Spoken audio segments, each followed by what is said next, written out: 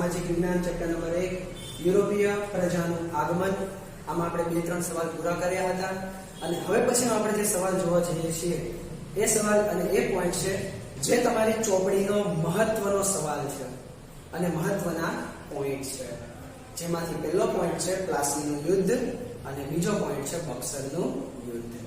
આ બંને યુદ્ધ જે થયા, આ બંને યુદ્ધના લીધે જ ભારતમાં અંગ્રેજો પોતાનું શાસન કરી શક્યા અને એવું કહેવાય છે કે 1757 પ્લાસીના યુદ્ધ પછી ભારતમાં આ યુરોપિયન જે બ્રિટિશ પ્રજાઓ હતી તે બ્રિટિશ પ્રજાઓનું શાસન આવ્યું. તો ચાલો જોઈએ આપણે પહેલો પોઈન્ટ પ્લાસીનું યુદ્ધ.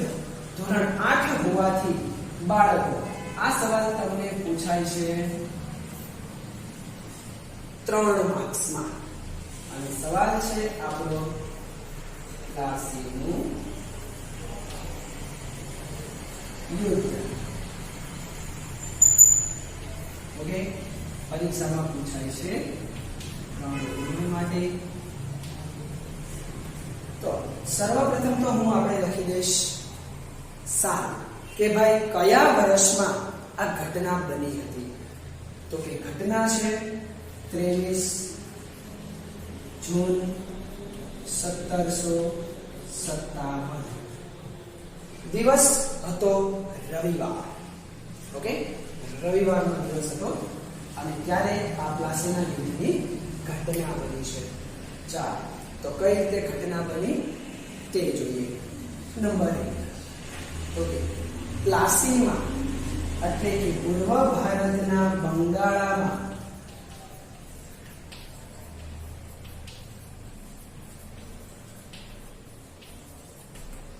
અંગ્રેજો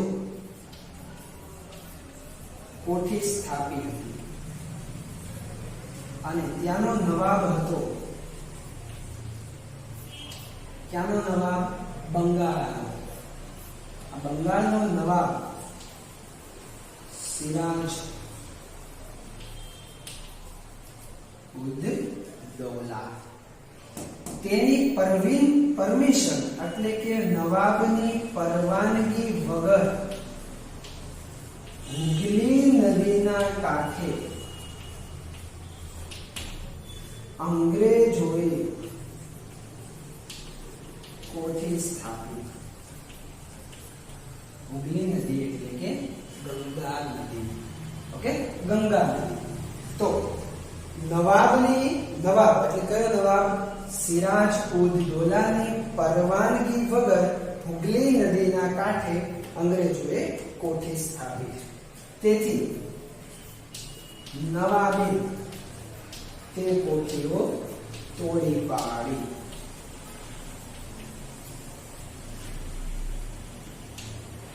અને અંગ્રેજોને બંદી બનાવ્યા. એટલે કે અંગ્રેજો એટલે કે અંગ્રેજ સૈનિકો. ઓકે, આ રીતે 23 જૂન 1757 પૂર્વ ભારતના બંગાળા પર અંગ્રેજોએ કોઠી સ્થાપી. ત્યાંનો નવાબ હતો સિરાજ ઉદ દૌલા, પણ આ કોઠીઓ પરવાનગી વગર સ્થાપી હતી, જેથી નવાબે તે કોઠીઓ તોડી પાડી અને અંગ્રેજોના સૈનિકોને બંદી બનાવ્યા. હવે બંદી બનાવ્યા ત્યારે રોબર્ટ ક્લાઇવ એક બ્રિટિશ ઈસ્ટ ઇન્ડિયા કંપનીનો ગવર્નર જનરલ હતો.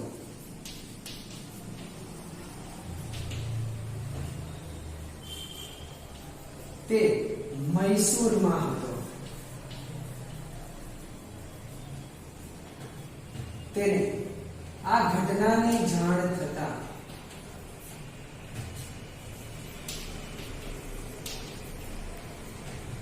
બંગાળા તરફ કૂચ કરી, એટલે કે આગળ વધ્યો. બંગાળા તરફ કૂચ કરી એટલે કે આગળ વધ્યો. પરંતુ ત્યાં તેને જણાવ્યું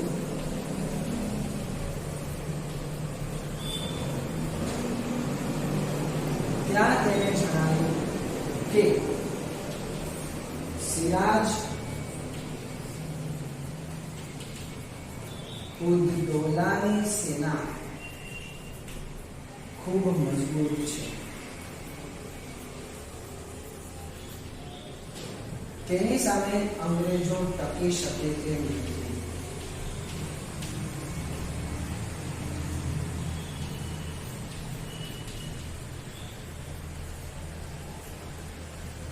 આથી રોબર્ટ ક્લાઇવે એટલે કે રોબર્ટ ક્લાઇવે દગાખોરીનો આશરો લીધો. દગાખોરી એટલે કે જેને તમે ચીટિંગ કહો છો કે ભાઈ ચીટિંગ કરે છે, લુચ્ચાઈ કરે છે, તો એ અહીંયા રોબર્ટ ક્લાઇવે દગાખોરી કરી. દગાખોરીને આપણે કહીશું સમાજ વિદ્યાની ભાષામાં ષડયંત્ર, એટલે કે ષડયંત્ર રચ્યું. ઓકે, તો હવે આગળ આપણે જોઈશું. બરોબર, આ ષડયંત્ર રચી લીધું, હજી તો યુદ્ધ બાકી જ છે. તો હવે જોઈએ આપણે યુદ્ધ કઈ રીતે થયું તે.